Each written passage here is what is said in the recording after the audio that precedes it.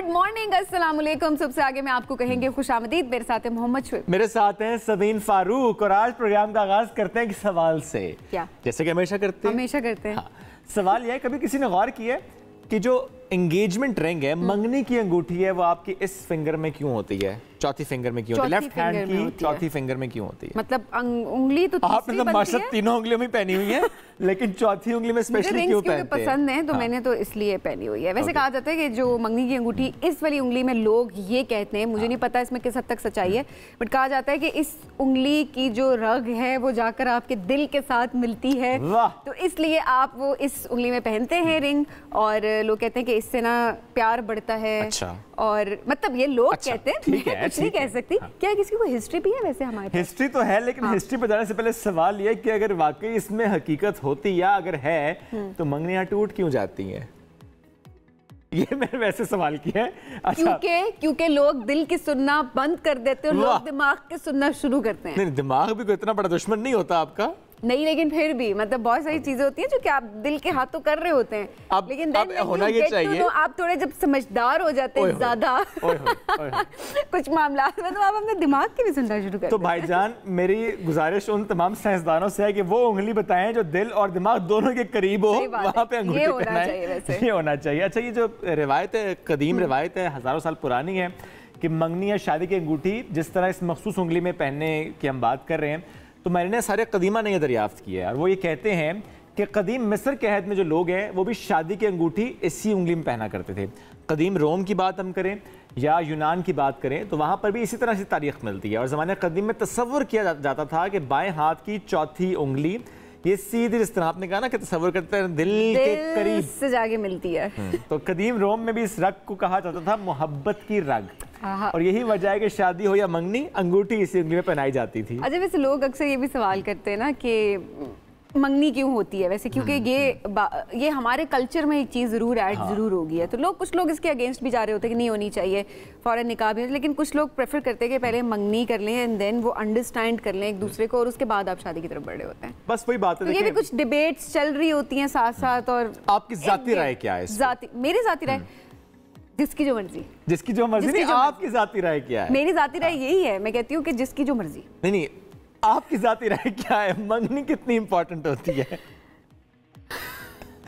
You get to know the other person। ये होता है ना कि अक्सर आप दूसरे बंदे को जान सक रहे होते हैं, तो आई थिंक कुछ केसेस में ज़रूरी भी होती है कि अगर दो लोग चाहते हैं कि ठीक है एक चीज़ को ऑफिशियल किया जाए, तो इट्स बेटर कि आप एंगेज हो जाते हैं और उसके बाद आपको एक थोड़ा निकाह के टाइम तक आपको एक वक्त मिल जाता है ज़्यादा, to get to know each other. क्योंकि शुएब, हमेशा मैं ये कहती हूँ कि शादी एक बहुत बड़ा डिसीजन होता है। बेशक आप एक इंसान को जब जान रहे होते हैं तो जब तक चीज़ें फैमिलीज इन्वॉल्व नहीं होती, वो इंसान एक डिफरेंट इंसान आपके साथ होता है, और जब फैमिलीज इन्वॉल्व हो जाती हैं तो मामला थोड़े से मुख्तलिफ होते हैं। ऐसे ही है। तो उस दौरान अगर टाइम मिल जाता है दो लोगों को, दो फैमिलीज को एक दूसरे को समझने के लिए, तो आई थिंक बड़ा जरूरी होता है कि जिंदगी तबाह करने से बहुत बेहतर है कि एक वक्त मिले, आप सोच समझ के एक बड़ा अच्छा फैसला करें, रश ना करें। ये जो कहते हैं ना जी, शादी की उम्र निकली जा रही है, कोई उम्र नहीं है शादी की, बस अच्छा शरीका हयात मिलना चाहिए आपको, बहुत अच्छा रिश्ता आपका होना चाहिए, मजबूत रिश्ता होना चाहिए, जिंदगी खूबसूरत होनी चाहिए। हर आप सबके ताल्लुकात को वो मजबूत भी करे, और जाहिर है कि आपके प्यार लाए आपके रिश्ते में, बड़ा जरूरी होता है। मैं अपने इर्द गिर्द जब लोगों को बड़ा खुश देखती हूँ,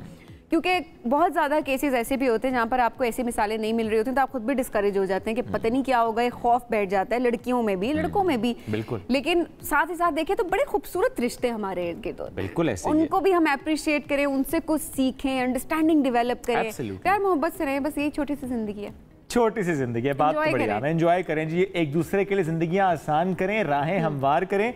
और ये सुबह वैसे ख्याल मुझे क्यों आया, ये आपने नहीं पूछा। क्यों आया आपको ये ख्याल? वो एक मैंने क्लिप देखा, उसमें खातून ने ऐसे अपना हाथ दिखा के ना मंगनी की अंगूठी दिखाई थी। अच्छा। तो मैं सोच रहा था कि ये किसी को मैसेज क्यों दिया जा रहा है कि जी मैं एंगेज हूँ, वो भी इस उंगली के थ्रू। तो फिर मैंने सोचा कि इस पर बात करनी चाहिए। चलें, आपने बहुत अच्छा किया। ठीक है। अच्छा, अब अब जरा उस खातून ने मुझे हाथ नहीं दिखाया था। अच्छा, मैं पूछने ही वाली वैसे ही मैंने वीडियो देखी थी, पूछने ही वाली थी थोड़ा। मैंने कहा मैं खुद ही बता देता हूँ आपको कि मेरी वैसे भी उम्र निकल चुकी है, मैं बहुत आगे बढ़ चुका हूँ। आप मौसम बताएं। Love is in the air है ना। शोएब पे अब ये सूट नहीं करता कि love is in the air. अभी देखते हैं जी एयर कहाँ पे और बारिश कहाँ पे, मौसम का हाल आपको बताते हैं। इस्लामाबाद की बात करते हैं। इस्लामाबाद में कम से कम 27 डिग्री सेंटीग्रेड है और ज़्यादा से ज़्यादा 37 डिग्री सेंटीग्रेड है और इस्लामाबाद में बहुत गर्मी है। आज सूरज चमक रहा है। लाहौर में कम से कम 28 डिग्री सेंटीग्रेड और ज़्यादा से ज़्यादा 39 डिग्री सेंटीग्रेड है। वहाँ पर हल्के हल्के बादल हैं आज।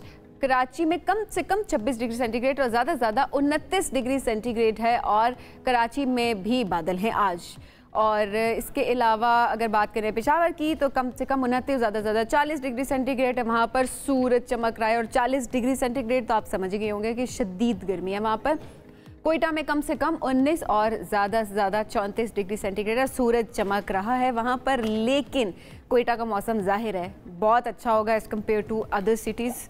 मतलब हम देखा जाए, अच्छा पेशावर में सबसे ज़्यादा गर्मी है, लेकिन जो मानसून की हम बात करें, नए स्पेल का हम जिक्र करें, कल से कहा जा रहा है कि मजीद बारिशें होंगी। किन इलाकों में बारिशें ज़्यादा होंगी, कहाँ पर ये सिचुएशन ज़्यादा ख़राब हो सकती है, क्योंकि ज़रा सोशल मीडिया पे बहुत सी खबरें आ जाती हैं, उस पर तहकीक करना बहुत अहम होता है, वरना लोगों में पैनिक क्रिएट हो जाता है। चीफ मेट्रोलॉजिस्ट सिंध सरदार सरफराज साहब ने हमें ज्वाइन कर लिया, उनसे बात करेंगे। सरदार साहब बहुत शुक्रिया, आपने वक्त दिया। सरदार साहब पहले नॉर्थ से मुतालिक बताइएगा, जो नया स्पेल आ रहा है, 3-4 रोज की जो बात हो रही है, कितनी बारिशें एक्सपेक्टेड है? जी बहुत शुक्रिया। देखिए वही शुमाली इलाका जात में ही मानसून हवाओं का फोकस है। पिछले आप कह लें अगस्त के शुरू से ही बल्कि अब तक चल रहा है, जो वक्फे से हो रही है बारिश, कभी हल्की कभी दरमियानी। लेकिन अभी ये 23 से लेके 26 या 27 तक ये जो स्पेल होगा, ये इसमें कुछ एरियाज में, उसमें इस्लामाबाद, जेलम, नीचे सियालकोट, नारोवाल और मंडी बाउद्दीन हो गया उसके साथ, और किसी हद तक लाहौर में भी कह सकते हैं आप, और फिर इस्लामाबाद और पेशावर के दरमियान का जो एरिया है, खित्ता पोटवार यानी अटक वटक हो गया, उन इलाकों में, नौशहरा में, पेशावर इटसेल्फ, तो इन इलाकों में, केपी के शुमाली इलाकों में खासकर सवात, मालाकंड वगैरह की तरफ, और फिर कश्मीर और जीबी, इन तमाम एरियाज में तेज बारिश है। कहीं कहीं वही पहाड़ी इलाकों में लैंडस्लाइडिंग का भी खतरा है, और जो बड़े शहर हैं आपका रावलपिंडी, इस्लामाबाद और नीचे जेलम वेलम, सियालकोट, नारोवाल, इनकी लो लाइंग एरियाज में खासकर पानी वानी ज्यादा जमा हो सकता है। और इसी तरह से पहाड़ी इलाकों में भी तेज बारिश के नतीजे में जाहिर है नदी नालों में लोकलाइज जो वो होती है फ्लैश फ्लडिंग, वो भी हो सकती है। अच्छा, सबसे ज़्यादा खतरा इस वक्त किन इलाकों को है जहाँ पर पानी खड़ा हो जाना जाहिर है वो हमारा सीवरेज सिस्टम और बहुत सारे मामलात और भी है, लेकिन अर्बन फ्लडिंग की अगर हम बात करें, वो सबसे ज़्यादा किन किन इलाकों को मुतासर कर सकती है? क्या ऐसा कोई खतरा मौजूद है अभी? देखिए वही जो शुमाल मशर की पट्टी है ना, ये नहीं, आप लाहौर से ऊपर का जो इलाका है, गुजरांवाला, फिर ऊपर सियालकोट, नारोवाल से होते हुए आप जेलम और फिर पिंडी, इस्लामाबाद, ये जो पट्टी है, और फिर इस्लामाबाद उधर वेस्ट की तरफ, पेशावर की तरफ जाते हुए अटक हो गया, और दूसरे कुछ एरियाज उसके साथ मुलेका, उन एरियाज में ज्यादा तेज हैवी स्पेल मुतवक्के है, और बहुत ज्यादा कोई सिर्फ अर्बन फ्लडिंग, लेकिन ये कि जो लो लाइंग एरियाज हैं वहाँ पर पानी वानी ज्यादा हो सकता है, जल हो सकता है इन शहरों में जिनके में। ठीक है, नशेबी इलाकों में जिस तरह से आप बता रहे हैं कि पानी खड़ा हो सकता है। बहुत शुक्रिया, सरदार साहब साथ मौजूद थे, हमसे गुफ्तगू कर रहे थे। इसके साथ नाज़रीन एक अहम खबर आ रही है सुप्रीम कोर्ट से। सुप्रीम कोर्ट में मुस्लिम लीग नून की नायब सदर मरियम नवाज की जमानत मनसूखी से मुताल्लिक नैब दरखास्त पर समाअत की है और दरखास्त निपटा दी है। चीफ जस्टिस की सरबराही में 3 रुकनी बेंच ने यह समाअत की है और सुप्रीम कोर्ट ने मरियम नवाज के खिलाफ दरखास्त वापस लेने की बुनियाद पर यह खारिज किया है। नैब ने मरियम नवाज के खिलाफ दरखास्त वापस ले ली है। चीफ जस्टिस का नैब प्रोसिक्यूटर को तहरीरी जवाब जमा कराने की हिदायत, और मरियम नवाज का जो केस है वो नैब तरमीम के बाद काबिल समाअत नहीं रहा। नैब प्रोसिक्यूटर ने यह कहा है दरखास्त खारिज करने के बजाय निपटा दें। नैब प्रोसिक्यूटर की तरफ से ये इस्तदा की गई, और दरखास्त खारिज करने के बजाय निपटा देने की जो बात हम करें, इस पर नैब प्रोसिक्यूटर से चीफ जस्टिस ने मुकालमा किया है और ये कहा कि अगर दरखास्त निपटा दें तो क्या आपको पसंद आएगा। इसके साथ साथ अदालत ने मरियम नवाज के खिलाफ नैब दरखास्त खारिज करते हुए केस निपटा दिया है। चीफ जस्टिस पाकिस्तान की सरबराही में 3 रुकनी बेंच ने केस की समाअत की है। नायब सदर मुस्लिम लीग नून मरियम नवाज के जमानत मनसूखे से मुताल्लिक नैब दरखास्त पर यह समाअत, जिससे मुताल्लिक आपको हम ये अहम खबर अपडेट कर रहे थे। चलें जी, आगे बढ़ते हैं अब, और कुछ अनोखी स्टोरीज़ जो हमें नज़र आती है सोशल मीडिया, हमारी कोशिश होती है कि उस पर थोड़ी बातचीत भी करें और आप तक भी उसको पहुंचाएं। वैसे तो आप ही हम तक पहुंचा रहे होते, इतनी वो खबरें सर्कुलेट कर रही होती है। अच्छा, कराची में चोरी की एक बड़ी ही अनोखी किस्म की वारदात हुई है। स्ट्रीट क्राइम्स की वारदातें दिन ब दिन बढ़ती जा रही हैं और हर माह हज़ारों वाक़यात रिपोर्ट हो रहे हैं। इस वक्त सोशल मीडिया पे ये वीडियो वायरल है जो कि अभी इस वक्त हम आपको दिखा रहे हैं, जहां पर एक साहब ने घर से बाहर अपनी मोटर बाइक को निकाला और वो बस घर का गेट बंद करने के लिए अंदर तक गए। 2 चोर जो थे उन्होंने आराम से वो बाइक पे बैठे क्योंकि वो बाइक ऑलरेडी स्टार्ट थी और लेकर चले गए, और जिन साहब की वो बाइक थी वो उसके पीछे भागना शुरू हो गए कि किसी तरह से उनकी बाइक उनको वापस मिल सके, लेकिन जाहिर है वो पैदल थे और जो है मोटर बाइक लेकर वारदातिये निकल गए। अच्छा, अब वो साहब यही सोच रहे होंगे कि जल्दी से गेट बंद करूंगा, बाहर खड़ी की और मैं सेकंड्स की बात थी, सेकंड्स की बात है, लेकिन थोड़ा सा मुझे ये भी लगता है कि देखिए कितनी प्लानिंग इसके पीछे इन्वॉल्व होती है। ये वारदात करने वाले जो चोर होते हैं कि उनको पता होगा कि किस टाइम इन्होंने दफ्तर के लिए बाहर निकला और इनकी नॉर्मल रूटीन क्या होती है, क्योंकि सेकंड्स की ये देखें, क्योंकि इतनी ज़्यादा रूटीन किसी को नहीं पता हो सकती किसी की कि अभी वो जाएंगे और उन्होंने दरवाज़ा बंद करने के लिए अंदर जाना है और उसके बाद इन्होंने फ़ौरन से बाइक को स्टार्ट तो हुई भी थी, सिर्फ उन्होंने उसको लेके चल पड़े। तो और ये देखें दोनों चोर आए, सबीन जो पीछे बैठा है उसने जेब में हाथ डाला तो लग ये रहा है कि शायद उसके पास कोई गन थी, पिस्टल थी, जिस तरह से जेब में हाथ डाल के वो बैठा है। और देखिए दूसरे साहब निकलते हैं, लेकिन इतनी देर में चोर अब देखा जाएगा कि जो सीसीटीवी फुटेज मौसूल हुई है, जाहिर है इसमें क्या होगा, शक्लें नजर आएंगी, आ तो जानी चाहिए। वैसे देखें, तो क्या होता है? बिल्कुल फ्रंट पे है कैमरा, ये देखें, अब जिस तरह वो बैठ रहे हैं तो फ्रंट फेस है कैमरे के सामने। अब क्या इनको आइडेंटिफाई किया जाएगा? क्या एक बाइक के पीछे ये थाने जाएंगे और रिपोर्ट दर्ज कराएंगे, FIR कटेगी या क्या होगा? लेकिन ऑलरेडी लोग इतने टफ टाइम से गुजर रहे हैं, लोग इतने ज़्यादा परेशान हैं।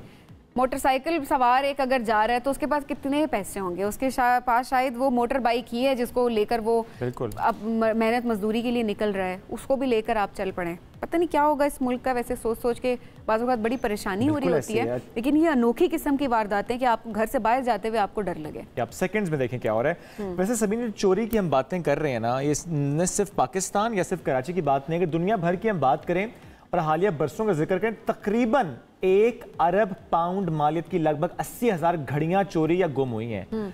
और कई ऐसी घड़ियां हैं जो कि महंगी घड़ियों में शामिल होती हैं। अगर हम इनफरादी कीमत की बात करें, 50,000 पाउंड से लेकर तकरीबन 1 लाख पाउंड तक एक घड़ी की कीमत होती है। अच्छा, अब ये तमाम वो लोग जो कि बहुत ज़्यादा महंगी घड़ियां पहनने के शौक हैं, अब बॉक्सर आमिर खान की भी कुछ टाइम पहले जो है उनकी भी एक आई थी कि उनकी बड़ी महंगी एक घड़ी थी, वो भी किसी ने चोरी कर ली थी। वो वारदात हुई थी उनके साथ प्रॉपर, जो उन्होंने सोशल मीडिया पे उन्होंने उनकी बेगम ने भी अपलोड की हुई थी।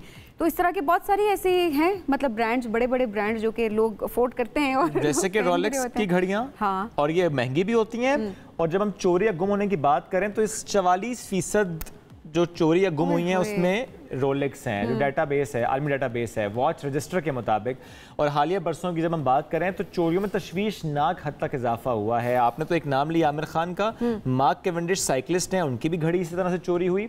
इस तरह से और बहुत से अहम नाम, अगर हम एक रेसिंग ड्राइवर की बात करें, लैंडो नॉरिस, उनकी भी घड़ी चोरी हो रही है। महंगी घड़ियां थी इनके पास, और ये तो हमने 2-3 नाम लिए, अदरवाइज भी ज़ाहिर है जब महंगी घड़ियां चोरी हो या गुम होने की हम बात करें तो आप ये देखिए कि कितनी ज़्यादा ये चोरी के जो वाक़यात हैं ये रिपोर्ट हो रहे हैं। और वैसे भी घड़ी चोरी होना एक बहुत बड़ा मामला भी है, और जाहिर है एक संजीदा मामला है जिस पर बहुत सारी चीज़ें चल पड़ती हैं और फिर जाहिर है जी आगे हो जाता है खामोशी।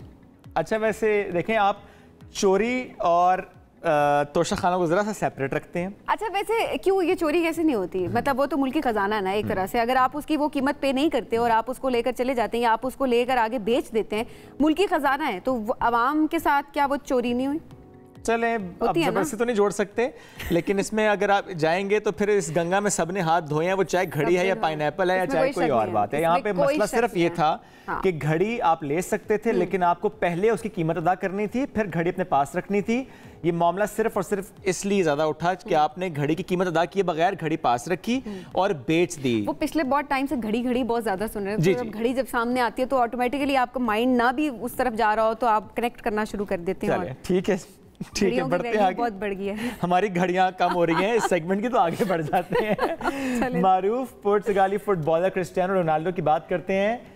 अरब सकाफत में रंग गए, सुपरस्टार की अरब पहनावे जो में वीडियो सोशल मीडिया की जीनत बन गई है, आपको दिखा भी रहे हैं इस वक्त। और परस्तार अपने पसंदीदा खिलाड़ी को सफ़ेद रंग के रिवायती अरबी लिबास में देखकर खासे हैरान भी हुए हैं, लेकिन फैशन अच्छा भी लगा उनको। इनका बहुत मुनफरिद सा लग रहा है और खुद अच्छा से वो कैरी भी कर लेते हैं अच्छा ना, कर रहे हैं, तो वीडियो भी लोग देख रहे हैं। जैसा देश वैसा भेस, वैसा भेस, वही बात है। और अगर वही जो आपको अगर वो भेस पसंद है तो आप उसको जरूर अडैप्ट करें। तो उनको ये पसंद था और उन्होंने बड़े अच्छे तरीके से इसको जो है वो कैरी भी किया है। बिल्कुल जी, आप ये देखें कि जनवरी से हम देख रहे हैं जब से अल नसर का वो हिस्सा बने सऊदी अरब के क्लब का, उसके बाद से तवज्जो का मरकज बने में कोई ना कोई ऐसी मीडिया तो फौरन उनको कवर कर रहा होता है हर चीज में ना, क्या कर रहे हैं, फैमिली के साथ कहाँ बाहर जा रहे हैं या खुद क्या उनकी एक्टिविटीज, तो साथ साथ वो अपडेट करते रहते हैं। बिल्कुल ऐसे ही है।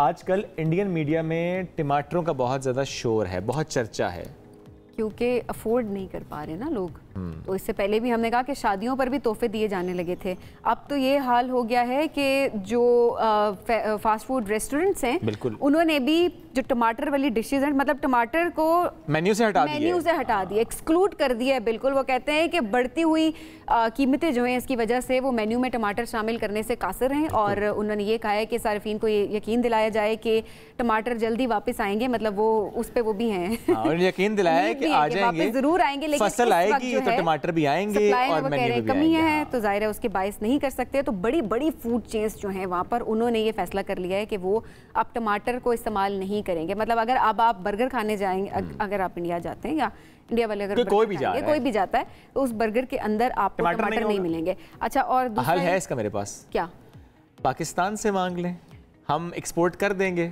ना, क्योंकि हमारे पास है ईगो। फिर वो जुमला याद आएगा ना कि अब लाल टमाटर को तरसेगा पाकिस्तान, तरस रहा है इस वक्त भारत। ये बात इसलिए बार बार हम करते हैं क्योंकि अपनी ही बात सामने आई है भारत के।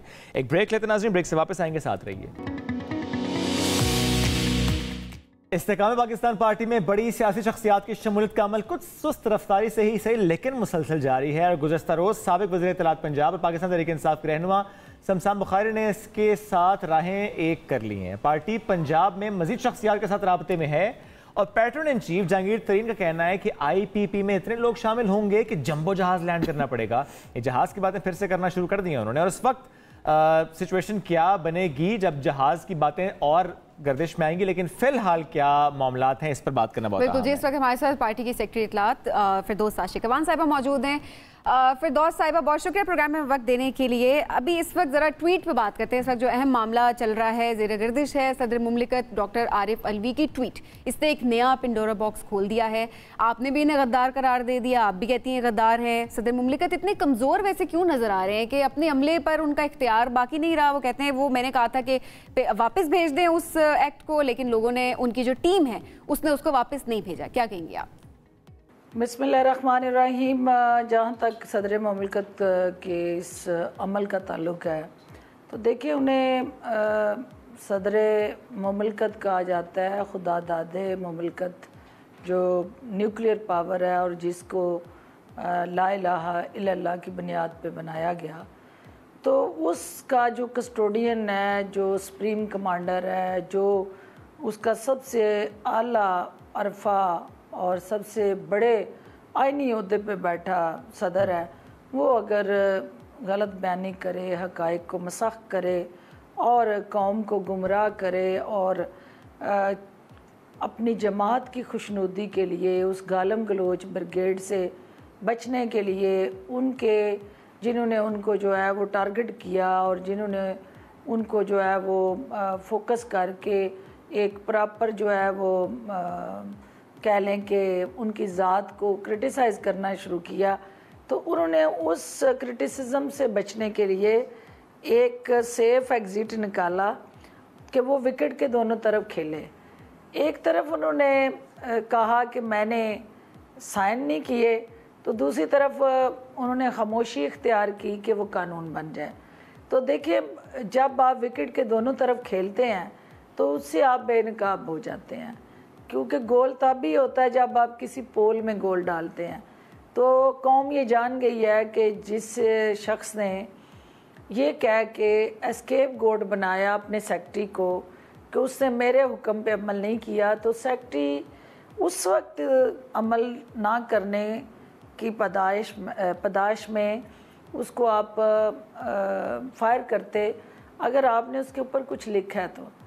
वर्बल आर्डर जो है आइन और कानून में उसकी कोई हैसियत नहीं है और वर्बल हदायत जो हैं उसकी चूँकि आइनी और कानूनी हैसियत नहीं है, तो इसलिए सदर साहब का ये कहना कि मैंने उसको ज़बानी अहकामात दिए हैं, अगर कहीं इन राइटिंग अहकामात हैं और उनकी उसने जो है हुक्मदूली की है तो यकीनन उसको सज़ा मिलनी चाहिए। अगर सिर्फ ये ज़बानी जमा खर्च है तो ज़बानी जमा खर्च से ना पाकिस्तान चलता है, ना आइन चलता है और ना आइनी अदारे चलते हैं।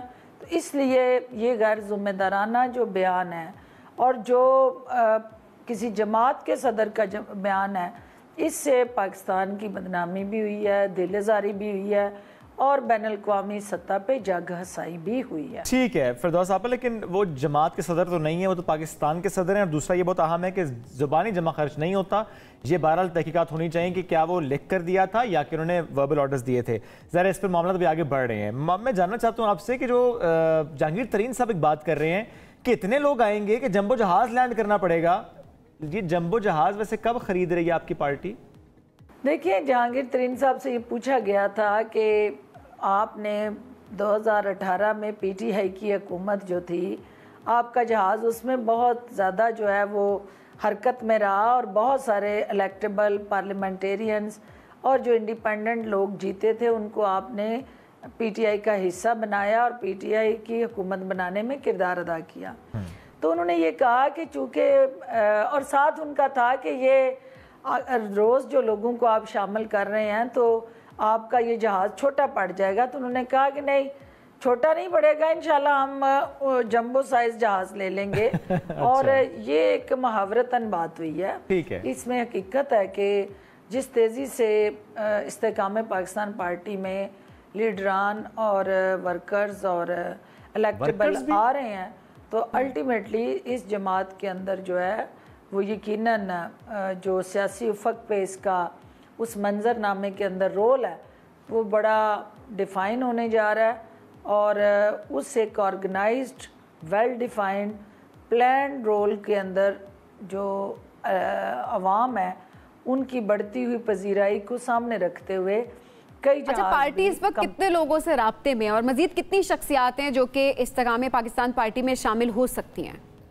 देखिए, राब्ते करना हमारा हक है और हर सियासी जमात जो है वो अपने कारकुन को या अपने साथ काम करने वाले वर्कर और साथी को अपनी टीम में लेना चाहती है। तो चूँकि तरीन साहब का एक अपना सियासी कद है, उनकी एक अपनी शख्सियत है, वो एक फ़हम व फरासत वाले मिलनसार इंसान है और वो मैन ऑफ कमिटमेंट है। तो उस शख्स के साथ हर कोई आके काम करना चाहता है, तो जिसको भी वो दावत देते हैं वो इनकार नहीं करता। तो यही वजह है कि चूँकि पीटीआई में बहुत सारा टाइम उनका खान के साथ गुज़रा, तो जो लोग खान से नाराज़ हैं या उसकी पॉलिसीज़ से हाइफ हैं या वो उसके बयानिए को डिसओन करते हैं, तो वो फिर तरीन साहब की टीम का हिस्सा बनना अपने लिए बाइस फ़ख्र समझते हैं। तो हम बहुत सारे इलेक्टेबल से राब्ते में हैं और हर रोज़ कोई ना कोई हमारी जमात के अंदर शमूलियत इख्तियार करेगा और अल्टीमेटली इसको हम निचली सतह पे अवाम की मकबूल तरीन जमात बनाने में कलीदी किरदार। ठीक है फिरदौस साहब, एक बात और भी, आप लोग किस तरह से पुरुमीद हैं कि वाकई इंतखाबात मार्च से पहले हो जाएंगे, इससे आगे नहीं जाएंगे? इसलिए कि जो सेनेट है वो मार्च में उसके इलेक्शन बिल्कुल ठीक है, तो जो वफाक की इकाइयाँ मुकम्मल करके जिस हाउस ने मार्ज वजूद में आना है वो मार्च में नामुकम्मल हो जाएगा। तो लिहाजा तमाम सूबाई असम्बलीज़ और पार्लियामेंट जो है उसका वजूद में आना ज़रूरी है ताकि सेनेट के वजूद को और पाकिस्तान के वफाक के वजूद को मुस्तहकम और मुकम्मल किया जा सके। तो इसलिए हम पुरुमीद हैं कि ये मार्च तक इलेक्शन होंगे ताकि कम अज़ कम हम जो है वो अपने अवाम की जो दुख दर्द मसाइल और मुश्किलात हैं उनके तदारक में हर अवल दस्ते का। चले, पुरुमीद भी आप लोग नज़र आ रहे हैं और इलेक्शन लड़ने की भी आप लोग बात कर रहे हैं, इरादा भी आप रख रहे हैं, प्लानिंग भी आप कर रहे हैं, तैयारियां सारी चल रही हैं, लेकिन पार्टी की अभी तक इलेक्शन कमीशन में रजिस्ट्रेशन ही नहीं हो सकी है। इसमें क्या चैलेंजेस है, क्या रुकावटें हैं? अभी तक रजिस्टर क्यों नहीं हुई आपकी पार्टी? देखिए, एक आईनी और कानूनी तरीक़ाकार है, एक प्रोसेस है, और उस प्रोसेस को हम इख्तियार कर चुके हैं। जो हमारे हिस्से का करने का काम था वो कर चुके हैं। हमने इलेक्शन कमीशन के वो तमाम रिक्वायरमेंट जो है उनको पूरा कर दिया है। इलेक्शन कमीशन ने अब उसके मुताबिक हमें जो है रजिस्ट्रेशन सर्टिफिकेट इशू करना है और हमें उस इलेक्शन की उस लिस्ट में लेके आना है इलेक्शन कमीशन की, जो जहां उनकी रजिस्टर्ड पार्टीज़ हैं।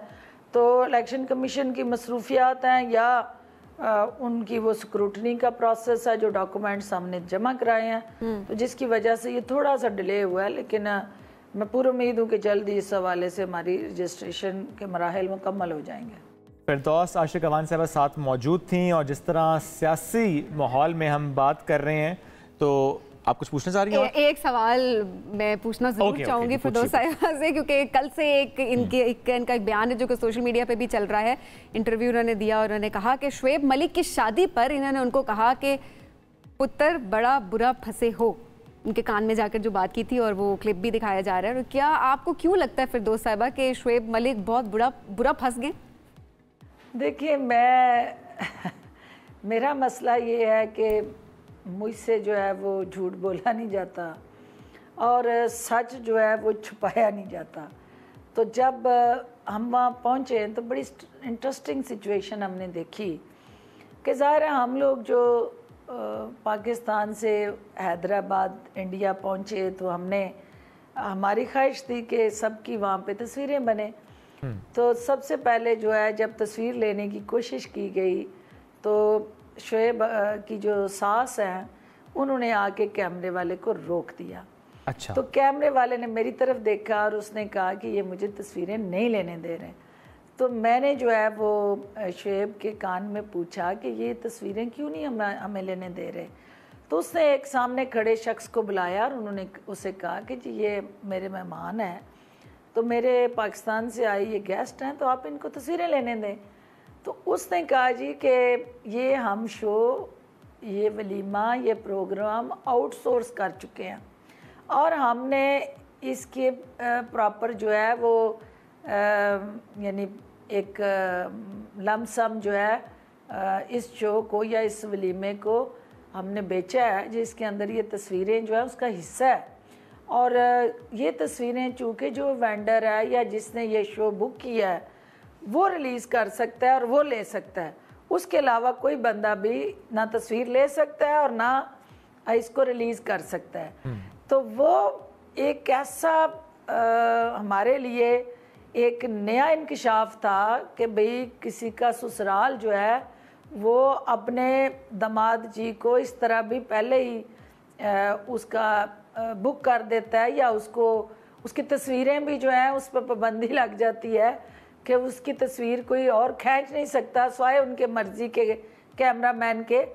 तो फिर हमने उसकी नज़ाकत को समझते हुए ये कहा था कि आपका जो कैमरामैन है जब वो तस्वीरें आपकी बन जाए तो आप हमें जो है वो भेज दीजिएगा। तो उस वक्त तो कोई इतना डिजिटल टेक्नोलॉजी का दौर नहीं था।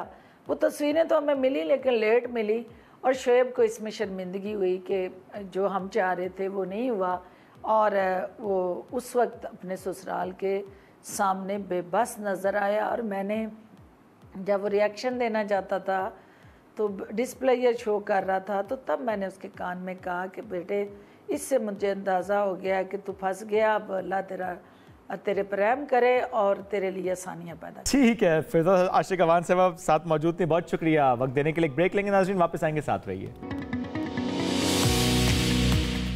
Welcome back. बटग्राम से खबर है जहां पर चेयरलिफ्ट की रस्सी टूट गई है और स्कूल के 8 बच्चे और 2 उस्ताद उसमें फंसे हुए हैं। कुछ मनाजिर भी आए हैं, स्क्रीन पर आपको दिखा भी रहे हैं। और कहा यह जा रहा है कि पुलिस के मुताबिक जो वाक़या बटग्राम की तहसील है अलाई, यहाँ पर पश्तो झंगड़ी चेयरलिफ्ट के साथ ये पेश आया हादसा और वाक़े के फ़ौरन बाद रेस्क्यू टीमें मौके पर पहुँच चुकी हैं और चेयरलिफ्ट इस वक्त बुलंदी पर फंसी हुई है। क्या हो रहा है वहाँ पर, किस तरह से रेस्क्यू का अमल मुकम्मल किया जाएगा, इस पर बात कर लेते हैं। बटग्राम पुलिस के PRO गुलाम नबी ने हमें ज्वाइन किया। गुलाम नबी साहब, बहुत शुक्रिया, आपने वक्त दिया। तो जानना चाहते हैं कि इस वक्त सिचुएशन क्या है, रेस्क्यू टीम्स क्या बता रही हैं? सर एक तो वहाँ पे सबसे बड़ा मसला ये है, जो कि पहाड़ी इलाका है, दूर दराज इलाका है, तो जैसे ही हमें इतला मौसूल हुई थी तो Sonia Shamroz Khan district police officer Battagram की हिदायत पर डीएसपी सर्कल अलाई अपनी पूरी नफरी के हमरा मौका पर पहुंचे हैं, जहां से 112 को भी कॉल की गई, जो भी पहुंच चुके हैं। मकामी लोग जो हैं बड़ी तादाद में वहां पर मौजूद हैं। चूंकि इस जगह की गहराई बहुत ज्यादा है और ये चेयर लिफ्ट दरमियान में फंसी हुई है और इसकी एक बैलेंस वाली रस्सी जो है वो टूटी हुई है, तो इसके लिए अभी हेलीकॉप्टर सर्विस के लिए हमने रब्ता किया है इंशाल्लाह। तो अभी कुछ देर में ही हेलीकॉप्टर जो है वो रेस्क्यू ऑपरेशन करेगा इंशाल्लाह। और इन 8 बच्चों को 9th क्लास के ये 8 बच्चे हैं, तलबा हैं जो फंसे हुए हैं, इनको रेस्क्यू कर लिया जाएगा इंशाल्लाह। गुलाम नबी साहब, कितना वक्त हो गया है इनको यहाँ फंसे हुए? सर ये तकरीबन सुबह से फंसे हुए हैं। अच्छा, और जिस तरह आप खुद भी बता रहे हैं कि गहराई बहुत ज्यादा है, ऐसे में जरा भी इंतजार आप लोग करें हेलीकॉप्टर के आने का, क्या बताया जा रहा है कितनी देर में हेलीकॉप्टर आ जाएगा, कितनी देर में रेस्क्यू का मुकम्मल होने की इतलात आपके पास है? क्योंकि ज़ाहिर है सिचुएशन अभी ऐसी है कि स्पेशली पेरेंट्स जो कि इसको देख रहे हैं, उनके बच्चे से फंसे हुए हैं, उस्ताद की अगर हम बात करें, उनके फैमिली मेम्बर्स इस वक्त बिल्कुल एक ऐसी सिचुएशन है कि वो लम्हा ब लम्हा इंतजार करेंगे जैसे ही हेलीकॉप्टर आए, रेस्क्यू का अमल मुकम्मल हो। जी इंशाल्लाह सर, ये बहुत मुख्तसर वक्त में, शॉर्ट वक्त में इंशाल्लाह ये हो जाएगा। डीपीओ साहिबा, डीसी साहब जो हैं बजाते खुद हाई अप से जो है वो कांटेक्ट में, रब्ते में, एप्लीकेशन भी की हुई है, तो इंशाल्लाह इंतहाई मुख्तसर वक्त में ये ऑपरेशन कंप्लीट हो जाएगा। सुबह से जिस तरह से आप बता रहे हैं कि ये चेयर लिफ्ट वहाँ पर फंसी हुई है और रेस्क्यू टीम्स भी वहाँ पर मौजूद है और हेलीकॉप्टर की भी रिक्वेस्ट की जा रही है, तो इतना वक्त क्यों दरकार हुआ? अभी तक क्या कह रही हैं टीम्स, अभी तक क्यों नहीं पहुँच सकी है वहाँ पर? बाकी तो रेस्क्यू टीम भी पहुंच चुकी है, लेकिन ये मसला ये है कि तहसील अलाई का ये बिल्कुल साइड का इलाका है, पहाड़ी इलाका है, बहुत ज़्यादा पहाड़ी इलाका है, रोड भी ख़राब है। तो हमें जो ही इत्तला मिली है पुलिस को, तो डीएसपी अलाई, सर्कल अलाई जो है अपनी टीम के, पूरी टीम के हमरा वहाँ मौजूद हैं। क्योंकि वो सिचुएशन ऐसी है कि वो बजाते खुद इसमें कुछ भी नहीं कर सकते, तो इसलिए फिर वो हेली के लिए हमने रब्ता किया है। तो थोड़ी देर में इंशाल्लाह रेस्क्यू ऑपरेशन शुरू हो जाएगा हेली। जाहिर है थोड़ी देर में, क्योंकि जब सुबह का ये वाकया और सुबह से बच्चे वहाँ पर खौफ में हैं, तो अभी तक तो खैर हेलीकॉप्टर को पहुँच जाना चाहिए था, इतना वक्त दरकार नहीं होना चाहिए था। जहाँ पर भी हैं, अगर रेस्क्यू टीम्स भी वहाँ पर मौजूद हैं और वहाँ पर अमला बार बार राब्ता भी कर रहा है कि हेलीकॉप्टर की ज़रूरत है, तो वहाँ पर तो फ़ौरन पहुँच जाना चाहिए था। चलें, आप कह रहे हैं तो वी रियली होप कि अभी जो है वो बहुत जल्द वहाँ पर हेलीकॉप्टर पहुँच भी जाए। लेकिन साथ साथ ये भी बताइएगा कि फॉल्ट क्या नज़र आया वहाँ पर? क्या इससे पहले चेयरलिफ्ट को चेक नहीं किया गया कि एकदम से उसकी रस्सी टूट गई वहाँ पर, और एक रस्सी पर जिस तरह हम मनाजर भी इस वक्त देख रहे हैं उससे चेयरलिफ्ट लटकी हुई है एक तरह से? जी नहीं, ये तो पहले ठीक थी, ये इत्तफाकी हादसा है। पहले तो इस तरह मतलब नहीं हुआ, अचानक ही ये वाकया हुआ है।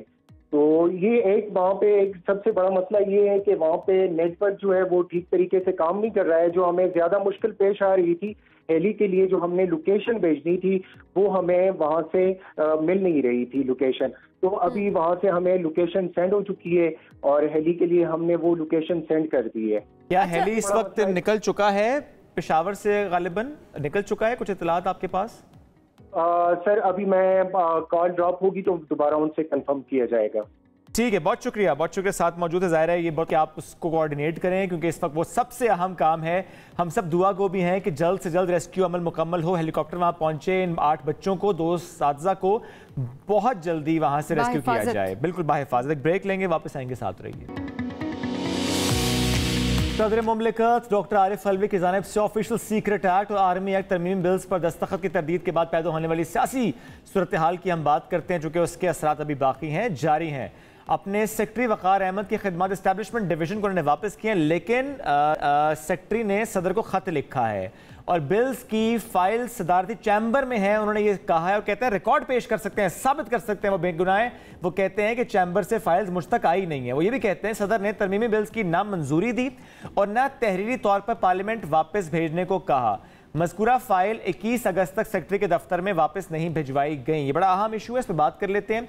साबिक attorney general Irfan Qadir join के। इरफान साहब, बहुत शुक्रिया, आपने वक्त दिया। जानना चाहते हैं सर कि इस वक्त अगर हम आइन की बात करें, आर्टिकल 75 की बात करें, तो ज़ाहिर है उसमें एक इबाम भी नज़र आता है, वहाँ पे एक सुकम भी नज़र आता है कि अगर सदर साहब के पास सिर्फ 2 ही ऑप्शन थी, या दस्तखत करते नहीं असेंड करते या अपनी अमेंडमेंट के साथ वापस भेजते, दोनों काम अगर नहीं उन्होंने किए तो उसमें एक राय तो ये बनती है कि जी वो बिल बन जाता है, जिस तरह कानून बन जाता है जैसे कि जो इस वक्त निगरान हुकूमत उनकी तरफ से कहा जा रहा है। लेकिन दूसरी तरफ अगर हम देखें कोई ऐसी हमें एग्जाम्पल नज़र नहीं आती कि जब पहली दफ़ा में बिल गया हो और अगर तो सदर साहब ने रख लिया हो पास तो वो बिल वो एक्ट बन गया हो। आपकी इसमें राय क्या है, होना क्या चाहिए इस मामले में? इसमें 3 सूरतें हैं। सबसे पहली सूरत तो ये है कि अगर सदर जो है वो मंजूरी दे देते हैं, उस पर असेंट दे देते हैं, ठीक, तो फिर तो वो कानून बन जाएगा। दूसरी सूरत ये है कि सदर जो है वो कहते हैं रिकंसिडर करें, तो उस सूरत में ये तसव्वुराती तौर पे समझा जाएगा कि कानून पास हो गया, वहां पे टू हैव बीन पास्ड का लफ्ज है। एक तीसरी सूरत है कि अगर उन्होंने असेंट भी नहीं दी और उन्होंने रिकंसिडर को करने को भी नहीं कहा और वो लेके बैठ जाते हैं, कोई रुकावट डालते हैं, कुछ भी है, तो फिर आ जाएगा क्लॉज 3 ऑफ आर्टिकल 75 जिसमें कि लिखा हुआ है डीम टू हैव असेंटेड। तो ये डीम टू हैव असेंटेड में मामला आएगा। नहीं, पहली बार बिल भिजवाने पर भी अप्लाई होता है? बिल्कुल। अच्छा, वो प्रेसिडेंट ने कह दिया ना, प्रेसिडेंट ने कह दिया कि जी इसको तो आप इनफेक्टिव कर दें, इसको गैर मौसर कर दें, तो इसका मतलब है कि वो अब रुकावट डाल रहे हैं लेजिस्लेटिव प्रोसेस में, लेजिस्लेशन को थ्वार्ट करने की कोशिश कर रहे हैं। तो इस सूरत में वो जो deem to have been passed लिखा हुआ है वो that will come into play automatically, because ये नहीं हो सकता कि इसको के सदर की मैक्सिमम जो सदर कर सकते हैं वो रिकंसिडरेशन के लिए भेज सकते हैं ना, तो तब तो टाइम रन करना शुरू कर देगा। लेकिन अगर बिल्कुल रोक के बैठ जाते हैं तो फिर वो जो भी मैक्सिमम टाइम है जब वो जो उसके वो जब गुजरेगा तो automatically it would be deem to have been assented. So 3 चीजें मैं आपको बता रहा हूँ, assent to assent, deem to have been pass, deem to have assented, ये 3 सूरतें हैं। तो तीसरी सूरत तब आएगी जब सदर जो है वो इनएक्शन का शिकार हो जाता है। अच्छा। लेकिन इरफान साहब वहाँ पर अब ये मामला देखें थोड़ा सा इसने एक बहुत ही मुख्तलिफ रुख भी इख्तियार कर लिया है, क्योंकि अब वहाँ पर सदर ये भी कहते हैं कि वो मुत्तफिक ही नहीं है इस कानून से और उन्होंने इसके ऊपर दस्तखत ही नहीं किए, और अब वो ये कह रहे हैं कि उनका अमला इसमें इन्वॉल्व था। अब वो तो खुद यहाँ पर विक्टिम है एक तरह से, अगर वो अपने आप को इस तरह से पेश कर रहे हैं, तो अब इसकी कार्रवाई किस तरह से होनी चाहिए? अब मामला किस तरफ जाता आपको दिखाई दे रहा है?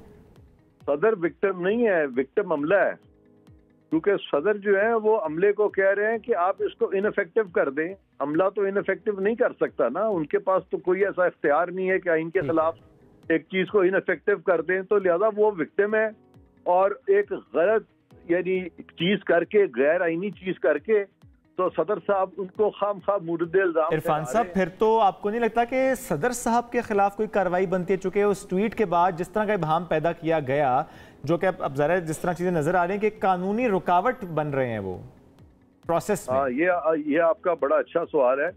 सदर के खिलाफ कार्रवाई तब तक नहीं हो सकती जब तक कि वो सदर है।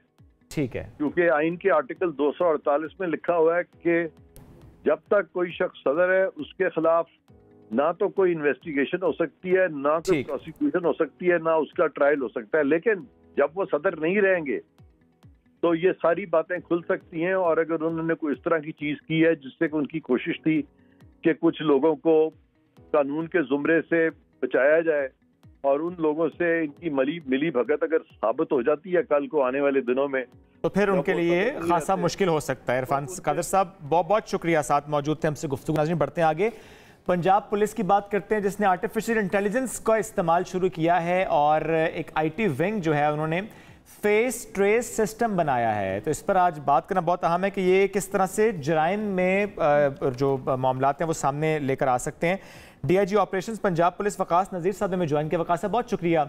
सर, AI का जिस तरह से इस्तेमाल किया जा रहा है, हम ज़रूर जानना चाहेंगे कि प्लान क्या है, क्या सोच है, किस तरह से जराइम पर काबू पाया जाएगा इसके थ्रू? बिस्मिल्लाहिर्रहमानिर्रहीम, बहुत शुक्रिया।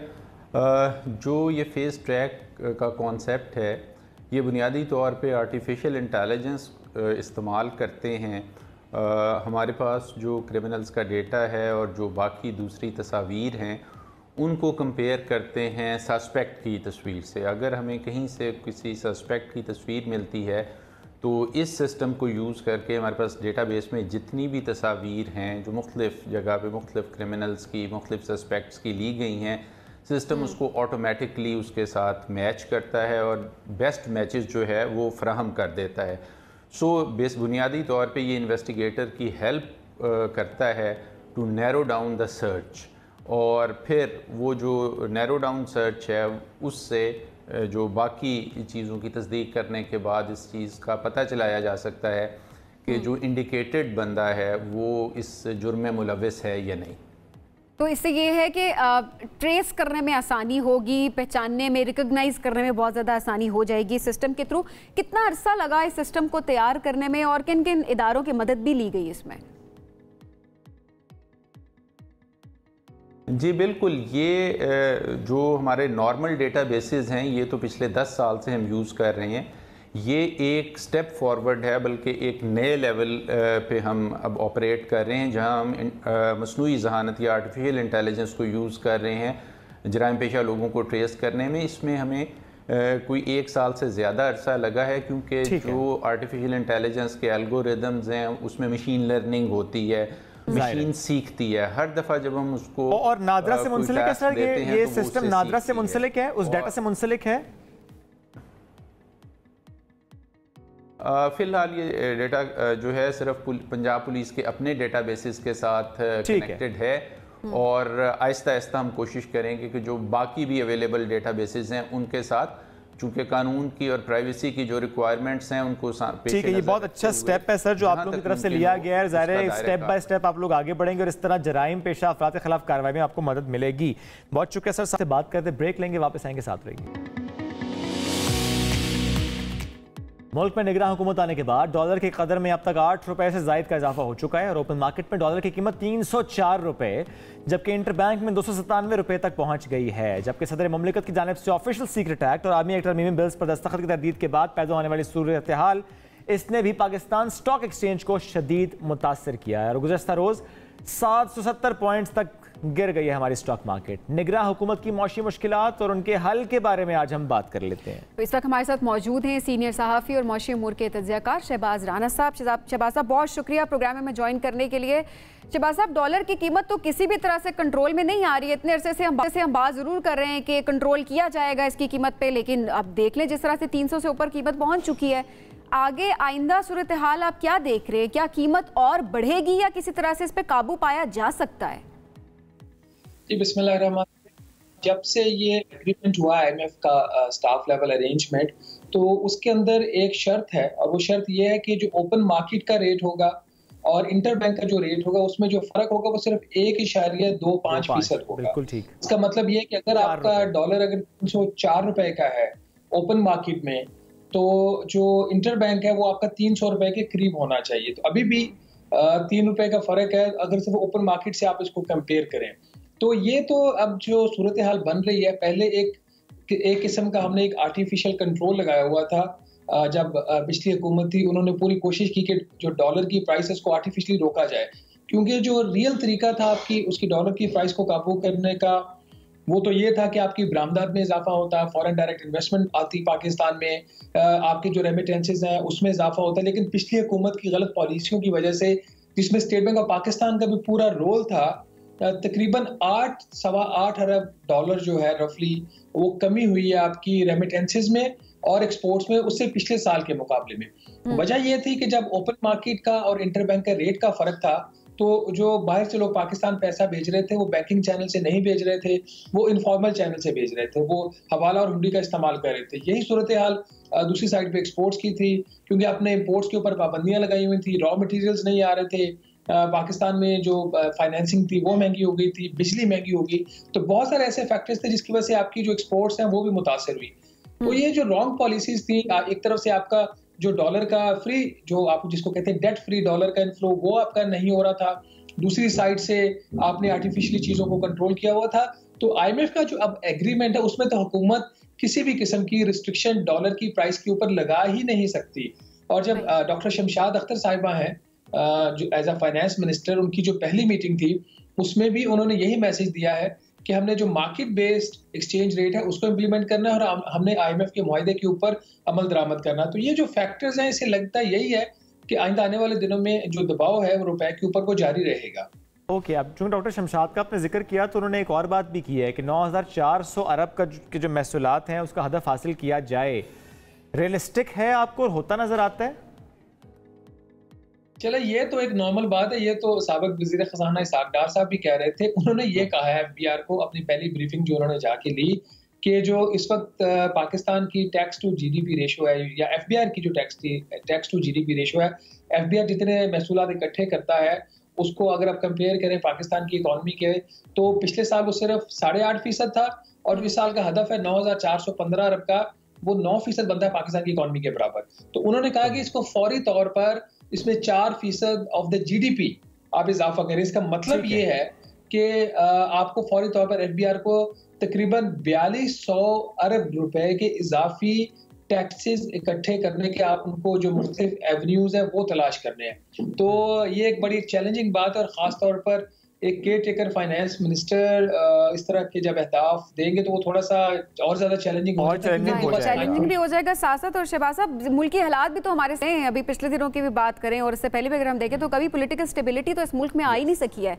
इस पॉलिटिकल इंस्टेबिलिटी ने स्टॉक एक्सचेंज को किस तरह से मुतासिर किया और मुल्की मईशत को मजीद ये कितना मुतासिर कर सकती है? देखिए, मैं स्टॉक मार्केट को ज्यादा अहमियत नहीं देता फ्रैंकली स्पीकिंग, क्योंकि वहां पे सट्टेबाजी ज्यादा है और जो रियल काम होता है वो कम होता है। आप कैपिटल जनरेट नहीं कर, कितने जो वो इनिशियल पब्लिक ऑफरिंग्स हो रही, कितनी कंपनीज है वहां से जाके जो है वो पैसा रेज कर रही हैं। स्टॉक मार्केट में अगर पाकिस्तान में किसी वजह से कोई बेहतरी आ रही है, फॉर एग्जांपल IMF का मुआहदा हुआ तो 3, 4, 5 दिन मार्केट ऊपर चली गई और वहां से फिर चंद वो ग्रुप्स होते हैं वो पैसा बनाते हैं। जब ये प्रेसिडेंट अलवी वाला वाकया हुआ, ये एक पॉलिटिकल अनसर्टेनिटी को उसने हवा दी तो मार्केट को 700-800 पॉइंट आपकी गिर गई, वहां से फिर कोई ना कोई पैसे बना रहा होता है। जो वो तबका जिसको ज्यादा मार्केट की डायनामिक्स का नहीं पता, वो उसका नुकसान दोनों सूरतों में हो रहा होता है। तो ये इसके जो पाकिस्तान की स्टॉक मार्केट है, इसको अगर आप रीजनल मार्केट से या ग्लोबल मार्केट्स के साथ कंपेयर करें तो उस तरह की इसके अंदर डेप्थ नहीं है कि जो ट्रू आपकी इकोनॉमिक फंडामेंटल्स है उसके ऊपर ये मूव करे। अब सवाल ये है कि फिर आगे सूरत हाल क्या बनेगी। अब देखिए, जो आईनी तौर पर तो जो निगरान हुकूमत है उसके पास 90 दिन है, 9 नवंबर तक आपके इलेक्शन जो है वो हो जाने चाहिए। जब साबिक वज़ीर-ए-आज़म शहबाज शरीफ साहब खुद जाते हुए कहा गया जी कि नहीं, हमने जो अगले सेंसस है उसके ऊपर, जो नए वाला सेंसस है उसके ऊपर हमने इंतखाबात करवाने हैं और उसके बाद जो इलेक्शन कमीशन ऑफ पाकिस्तान ने स्केड्यूल दे दिया 14 दिसंबर का, उसके ऊपर उनको मिनिमम 54 डेज चाहिए होंगे। 14 दिसंबर का भी हमें यकीन नहीं है, 54 डेज का भी हमें यकीन नहीं है। तो ये जो पॉलिटिकल अनसर्टेनिटी है, इसका नुकसान ना सिर्फ स्टॉक मार्केट को होगा, इसका नुकसान आपके रुपए की जो वैल्यू है उसको होगा। इसका जो नुकसान है, जो फॉरेन इन्वेस्टर है वो बाहर रुका रहेगा, वो पाकिस्तान नहीं आएगा। इसके बहुत ज्यादा नुकसान होते हैं। तो अगर वो लोग जो इस मुल्क चला रहे हैं, वो जो कोई भी है, वो ये बात समझ लें कि अगर उन्होंने इस तरह की पॉलिटिक्स की तो वो फिर जो मर्जी SIFC बनवा ले, वो जो कुछ मर्जी कर ले, वो पाकिस्तान की इकोनॉमी को इस तरीके से ठीक नहीं कर सकते। वो उनको पॉलिटिकल स्टेबिलिटी इंश्योर करनी है, टाइमली इलेक्शंस हों और उसके बाद जो नई हुकूमत है जो भी है उसके पास एक 5 साल का मैंडेट हो और अपना काम करे। जिस तरीके से पाकिस्तान चल रहा है, ये चल नहीं रहा, ये पीछे की तरफ जा रहा है। अच्छा शहबाज साहब, एक बात और भी, चूंकि डॉलर से गुफ्तगू का आगाज़ हुआ था तो आपने खुद भी बड़ा अच्छा पॉइंट रेज किया कि जो डिफरेंस है ओपन मार्केट में और इंटर बैंक में वो तकरीबन 4 रुपये नहीं 1.25% होना चाहिए। ये कंट्रोल कौन कर रहा है कि ये ज़रा काबू में नहीं आ रहा, ये बेहतर नहीं हो रहा? क्या इसमें आपको लगता है कि जो ओपन मार्केट है वहाँ पे कार्टलाइजेशन है, वहाँ पर कुछ ऐसे मामला हैं कि वो बिल्कुल बेकाबू है? देखिए, जो पाकिस्तान की ओपन मार्केट है ना, जो आपकी एक्सचेंज कंपनीज हैं, ये ज़्यादातर डील कर रही है ना, तो बड़ी शैलो मार्केट है। आपकी अगर 20-25 मिलियन डॉलर की मार्केट है तो उसमें सब कुछ हो सकता है। अब मसला ये है कि जिस किस्म की इन्होंने रेगुलेशंस लगा दी हैं एक्सचेंज कंपनीज के ऊपर, जब आपने इवन क्या एज अ जेन्युइन बायर भी अगर आपने पाकिस्तान से बाहर जाना है तो आपको अगर $200 भी लेना है तो आपसे ID कार्ड मांग रहे, इस तरह के हरकतें कर रहे हैं। इससे कभी मार्केट्स में डेप्थ नहीं आती, इससे कभी जो डॉलर की स्मगलिंग है वो नहीं रुक सकती। हम सबको पता है कि डॉलर की स्मगलिंग कौन करवा रहा है और कैसे करवा रहा है और कैसे रैकेट बने हुए हैं। शब्बर जैदी साहब का स्टेटमेंट, जो फॉर्मर चेयरमैन FBR, उनका स्मगलिंग के ऊपर स्टेटमेंट ऑन द रिकॉर्ड है। शब्बर जैदी साहब का रियल एस्टेट के हवाले से जो स्टेटमेंट है वो ऑन द रिकॉर्ड है। तो मेरा ख्याल है कि हमने गलत जगह पे फोकस किया हुआ है, हमें सही जगह पे फोकस करना चाहिए, एक चीज। दूसरा, इन्होंने जिस किस्म के अब इंसेंटिव्स दिए जा रहे हैं ना कि रुपए, अगर एक्सचेंज कंपनीज के लिए भी अभी जब ये हुकूमत खत्म हो रही थी तो ECC से एक समरी मंजूर करवाई स्टेट बैंक ऑफ पाकिस्तान ने कि इनको जो इंसेंटिव्स देंगे। इस तरह नहीं होता, इस तरह मुल्क नहीं चलते। आप या उसको फ्री मार्केट पे छोड़ दें या उसको एक्सचेंज कंपनीज को खत्म कर दें, उनको खत्म करके आप इंटर बैंक को सारा बिजनेस दे दें। और ये गालबन किसी एक जगह पे रिकमेंडेशन भी थी कि जो एक्सचेंज कंपनीज है इनको खत्म कर दिया जाए। बहरहाल ये इस तरह की जो मल्टीपल मार्केट प्रैक्टिसेस हैं इसका हमेशा नुकसान होता है, चाहे वो एक्सचेंज रेट का हो मसला, चाहे आपका कोई और इशू फ्रंट हो। तो बेहतर यही है कि अगर ये फैसला कर ले हुकूमत भी और जो भी मुल्क चला रहे हैं कि उन्होंने कौन सी लाइन पकड़नी है, उन्होंने फ्री मार्केट की लाइन पकड़नी है, उन्होंने कंट्रोल्ड इकोनॉमी चलानी है, उन्होंने क्या करना है। ये जब ये जो एक मुरब्बा बना हुआ है ना हर चीज का, इससे हम किसी भी साइड पे चल नहीं रहे, हर चीज पे कंफ्यूजन है। और अब जो ज्यादा कंफ्यूजन ये आ रही है, जिस किस्म के सिग्नल्स हमें क्यू ब्लॉक से मिनिस्ट्री ऑफ फाइनेंस से आ रहे हैं, वो और ज्यादा कंफ्यूज सिग्नल्स आ रहे हैं। तो कंफ्यूजन के ऊपर अगर ऐसी क्लैरिटी के साथ हुकूमत, निगरान हुकूमत जो वो काम नहीं करेगी तो मार्केट ज्यादा कंफ्यूज होगी। तो ये देख लें, ये फैसला करने वाले सोच लें इन्होंने कैसे मुल्क चलाना है। जाहिर है। और कन्फ्यूजन की जो आप बात करें, कन्फ्यूजन तो हमें तो कहीं इतने अरसे से नजर नहीं आ रही कि कन्फ्यूजन दूर हो सके। यही कहा जा रहा होता है कि अभी चीज़ बेहतर हो जाएगी, अभी जो है मईशत किसी तरह से स्टेबल हो जाएगी, लेकिन वो स्टेबल होने को तो नहीं आती। तो अब अगर जो स्टेप्स आप कह रहे हैं, जिस तरह से इस पर गौर ना किया गया, कन्फ्यूजन दूर ना की गई, आवाम के लिए कितना नुकसान आप देखते हैं? देखिए, सबसे बड़ा जो इस वक्त नुकसान हो रहा है ना आम लोगों का हो रहा है। आज डॉक्टर हफीज पाशा बड़ा ही एक अच्छा आर्टिकल आया है बिजनेस रिकॉर्डर में, उसमें उन्होंने पाकिस्तान में बेरोजगारी के नंबर्स दिए हैं। उसमें उन्होंने ये नंबर भी दिया है कि जो रियल वेज है आपकी, उसमें कितनी कमी हो गई है। बेरोजगारी पाकिस्तान की में उनके मुताबिक पाकिस्तान की तारीखी हाईएस्ट को 9.6% जो है वो बेरोजगारी की रेशो हो गई है। ये बड़ा ही खतरनाक नंबर है। और रियल वेज को आप बता रहे हैं कि वो 29% उसमें कमी होगी। अब होना क्या है, ये जो कंफ्यूजन होगी ना, जब कम्युनिकेशन नहीं होगी, बातचीत नहीं होगी, आप अपनी पॉलिसीज को अक्रॉस द बोर्ड कम्युनिकेट नहीं करेंगे, आप बंद कमरों में फैसले करने की कोशिश करेंगे, आप मीडिया को आउट करने की कोशिश करेंगे सारी इक्वेशन से, तो ये जब कंफ्यूजन होगी क्या होगा, रुपए की कदर में कमी होगी। कंफ्यूजन होगी तो क्या होगा, स्टॉक मार्केट गिरेगी। ऑल्दो उस पे डेप्थ नहीं, लेकिन वहां पे आम बंदा भी जाके इन्वेस्टमेंट कर रहा है तो उसका भी ख्याल रखा जाए। तो जब रुपए की कदर में कमी होगी तो क्या होगा, पेट्रोल महंगा, डीजल महंगा, बिजली पहले आपने 51 रुपए फी यूनिट कर दिया और महंगी होने जा रही है वो 4.5 रुपए। अच्छा, उसके अलावा बाकी जो इसके मामला हैं, हर चीज में ट्रांसपोर्ट आपने देखा कि आटे की कीमतें फिर बढ़ना शुरू हो गई हैं। तो क्या ये किसी चीज पे अगर ये इसी तरीके से स्ट्रेटेजी चलाना चाहते हैं तो फिर आम आदमी, जो मैं फ्रैंकली आपको बता रहा हूँ, मैं विद ऑल ऑनेस्टी और आपसे ये बात कर रहा हूँ कि फिर आम आदमी का जो हालत है वो और मुतासिर होगी। शहबाज राना साहब बहुत शुक्रिया, साथ मौजूद थे हमसे गुफ्तगू कर। एक ब्रेक लेंगे नाज़रीन, वापस आते हैं, साथ रहिए।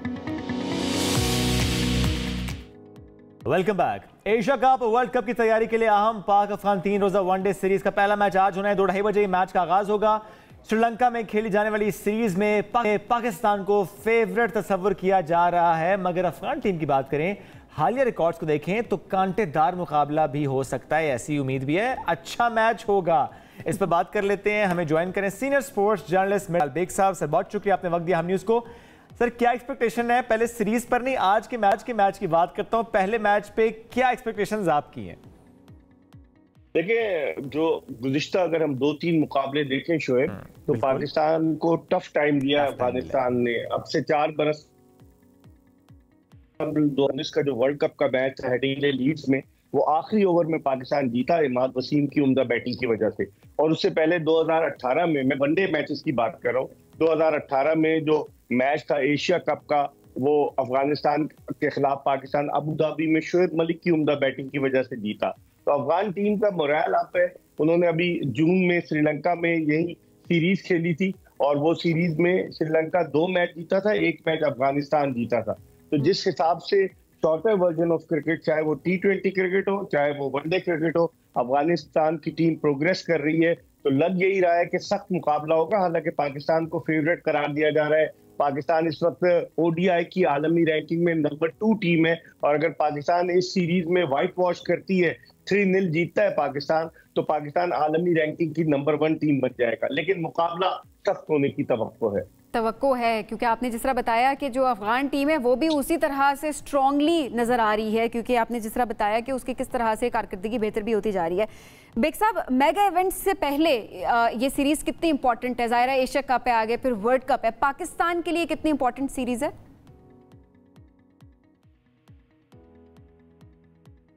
बिल्कुल सबरीन, पाकिस्तान के लिए बड़ी अहम सीरीज है क्योंकि एक तो पाकिस्तानी क्रिकेट टीम वहां पर 2 टेस्ट मैचेस श्रीलंका में खेली, गॉल में और कोलंबो में। पाकिस्तानी खिलाड़ी वहां की विकेटों से हम आशना हुए, मौसम से हम आशना हुए। उसके बाद लंकन प्रीमियर लीग में बाबर आजम समेत कई पाकिस्तानी क्रिकेटर्स ने हिस्सा लिया, तो पाकिस्तानी खिलाड़ियों को श्रीलंकन कंडीशंस को समझने का मौका मिला है। और इसके बाद चूंकि एशिया कप है, 30 अगस्त को पाकिस्तान का पहला मैच है नेपाल से, तो बज़ाहिर यही लग रहा है कि इस अफगानिस्तान सीरीज के बाद पाकिस्तान एक हतमी कॉम्बिनेशन बनाने में कामयाब होगा जो एशिया कप में हिस्सा लेगा, क्योंकि एशिया कप में पाकिस्तान का जो मैच इंपॉर्टेंट मैच है 2 सितंबर को वो भारत से श्रीलंका में, तो पाकिस्तान के लिए अच्छी तैयारी होगी।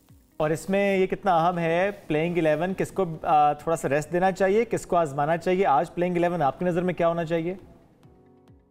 देखिए, मुझे लग रहा है शोएब ये सऊद शकील को क्रिकेट की बस के तन्हा मुसाफिर की तरह लेकर गए हैं, घुमा फिरा के वापस ले आएंगे, क्योंकि पाकिस्तान क्रिकेट बोर्ड की सिलेक्शन कमेटी ने जिस टीम का ऐलान किया उस टीम में सऊद शकील के आगे लिखा हुआ था ओनली फॉर अफगान सीरीज, तो इसका मतलब है आप उसको घुमाने के लिए ले गए। कॉम्बिनेशन जो आप कह रहे हैं, मेरी नजर में ओपनिंग करेंगे मामूल हक, उनके साथ होंगे फखर जमान, तीसरे नंबर पर आएंगे बाबर आजम, और चौथे पर आप ये अब्दुल्ला शफीक को लाते हैं, सलमान अली आगा को लाते हैं या किसी और को लाते हैं, तैयब ताहिर को, और 5वें नंबर पे इफ्तिखार होंगे, 6ठे पे रिजवान होंगे, 7वें पे नायब कप्तान शादाब खान होंगे, फिर मोहम्मद नवाज और 3 फास्ट बॉलर्स। मेरी नजर में तो यही कॉम्बिनेशन होता है, नसीम शाह, हारिस रऊफ और शाहीन शाह अफरीदी, और बॉलिंग में आपके पास शादाब खान और मोहम्मद नवाज होंगे। इफ्तिखार अहमद को भी एज एन ऑफ स्पिनर आप इस्तेमाल कर सकते हैं।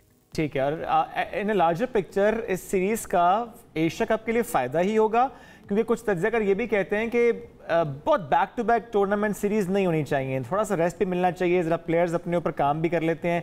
ये जो स्ट्रेस का एलिमेंट ऐड हो जाता है किसी भी सीरीज़ को, ज़्यादा पाक अफगान सीरीज़ है, स्ट्रेस का एलिमेंट तो आता ही है, तो आपको लगता है कि इन लार्जर पिक्चर फ़ायदा ही है? देखिए, दोनों तरह से आप इसको देख सकते हैं कि ठीक है, फायदा इसलिए है कि इसके बाद ही एशिया कप शुरू होगा 30 अगस्त से, और फिर 5 अक्टूबर से वर्ल्ड कप। लेकिन क्रिकेट बहुत ज्यादा हो रही है, खिलाड़ी राउंड द क्लॉक क्रिकेट खेल रहे हैं, जिसकी वजह से उनकी फिजिकल फिटनेस पर, खासतौर पर शॉर्टर वर्जन ऑफ क्रिकेट में उनकी फिजिकल फिटनेस पे बड़ा फर्क पड़ रहा है। आप देखें ना, शाहीन शाह अफरीदी को हमने 2018 से 2022 तक मुसलसल खिलाया, जिसकी वजह से वो गुज़िश्ता साल अनफिट हो गए और तकरीबन 1 साल तक क्रिकेट की दुनिया से दूर रहे। तो लोड मैनेजमेंट का फैसला जो है वो टीम मैनेजमेंट को करना है कि किस तरीके से खिलाड़ियों को इस्तेमाल किया जाए। आप अपनी सेकंड स्ट्रेंथ को भी आजमा सकते हैं। भारत में देखें ना, भारत मुख्तलिफ कॉम्बिनेशन आए, लेकिन हम ये चाहते हैं कि हम सिर्फ फतह से हम किनार हो, क्योंकि हमें खौफ है कि अगर हम हार जाएंगे। बहुत अहम पॉइंट है कि हमें डिफरेंट कॉम्बिनेशंस आजमाने चाहिए अगले किसी इवेंट के लिए, ताकि हमारे पास और ज्यादा ऑप्शंस हो। मिर्जा इकबाल बेग साहब, बहुत शुक्रिया साथ मौजूद से गुफ्तगू कर रहे थे। नाज़रीन, बढ़ते हैं आगे। बटग्राम चेयरलिफ्ट, जो कि हम कुछ देर पहले भी शेयर कर रहे थे कि इस वक्त फंसी हुई है, और कहा ही जा रहा था कि कुछ मिनट्स में हेलीकॉप्टर रवाना हो जाएगा, पहुंचेगा और रेस्क्यू का जो अमल है मुकम्मल किया जाएगा। PRO बटग्राम पुलिस गुलाम नबी साहब उस वक्त साथ मौजूद थे, दोबारा ज्वाइन किया। गुलाम नबी साहब, क्या डिटेल्स आपके पास आई हैं? आपने उस वक्त भी कहा कि आप ज़रा इस बीपर के बाद आप डिटेल्स लेंगे, क्या अपडेट्स आपके पास हैं सर इस वक्त हेलीकॉप्टर से मुताल्लिक? सर, हेलीकॉप्टर वहाँ से रवाना हो चुका है सर, और बस अभी पहुँचने वाला है।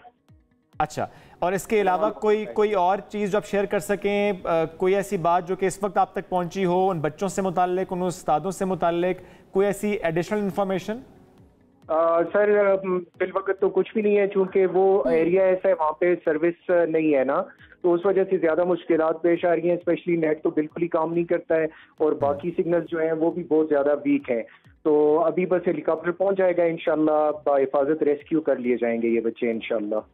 ठीक है, गुलाम साहब ये भी बताइएगा कि इस वक्त कितने बच्चे और कितने उस्ताद हैं, और बच्चों की उम्रें क्या हैं? कहा जा रहा है कि 8 बच्चे और 2 उस्ताद, जो कि तफसीलात हम तक पहुंची हैं। और आपने पहले कहा कि वो 9th क्लास के बच्चे थे, लेकिन कुछ मुतज़ाद इत्तलात हैं, इसलिए एग्जैक्ट अगर इन्फॉर्मेशन कोई आपके पास आ गई तो जरूर शेयर कीजिएगा। जी, अभी तक तो यही है कि ये 8 बच्चे हैं और 9th क्लास के बच्चे हैं, अभी तक यही इत्तलात हैं। हाँ जी हाँ, उनके हमारे पास नाम भी आ चुके हैं, और वहाँ पे उनके वरसा जो हैं वो भी मौजूद हैं, और पुलिस के साथ साथ दीगर इलाके के जो लोग हैं वो बच्चों के वरसा भी वहाँ मौजूद हैं। और हेलीकॉप्टर पेशावर से उड़ा है? जी, पेशावर से उड़ा है। कितना रास्ता है, कितनी देर में पहुंच जाएगा? कोई ऐसी इत्तलात आप अगर शेयर करना चाहें? बस कुछ देर में पहुंचेगा सर। अच्छा, थोड़ा सा ये भी बताइएगा, क्योंकि जाहिर है उन बच्चों के वालिदैन भी या उनके खैर ख्वाह भी इस वक्त, जाहिर है हम सब उनके खैर ख्वाह वो जानना भी चाहेंगे कि इस वक्त कहा जा रहा है कि उसकी जो रस्सी है जिसे चेयर लिफ्ट एक तरह से अटकी हुई है जहाँ पर, वो कमज़ोर कह रहे हैं कि काफ़ी ज़्यादा है, कि कोई और जो रेस्क्यू का अमल है वो नहीं अमल में लाया जा सकता। तो किस तरह से रेस्क्यू ऑपरेशन किया जाएगा हेलीकॉप्टर की मदद से, कि जिस तरह आप कह रहे हैं बाहिफाजत इन बच्चों को वहाँ से रेस्क्यू कर लिया जाएगा? जी, इस हवाले से तो वो अभी हेलीकॉप्टर चूंकि पहुंचेगा, फिर वो हेलीकॉप्टर से जो मतलब चेयर लिफ्ट टाइप चीज वो नीचे गिराएंगे, जिसमें वो बच्चे ट्रांसफर किए जाएंगे।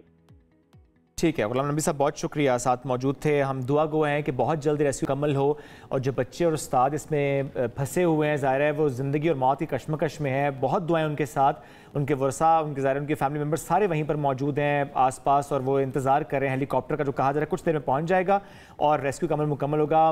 पूरे कौम से मैं कहूँगा कि दुआ करें इन बच्चों के लिए, उन उस्तादों के लिए जो कि इस वक्त फंसे हुए हैं, कि बड़ी ही खैरियत के साथ ये रेस्क्यू का अमल मुकम्मल हो और वो यहाँ से उनको रेस्क्यू कर लिया जाए। एक ब्रेक लेंगे, वापस आएंगे, साथ रहिए।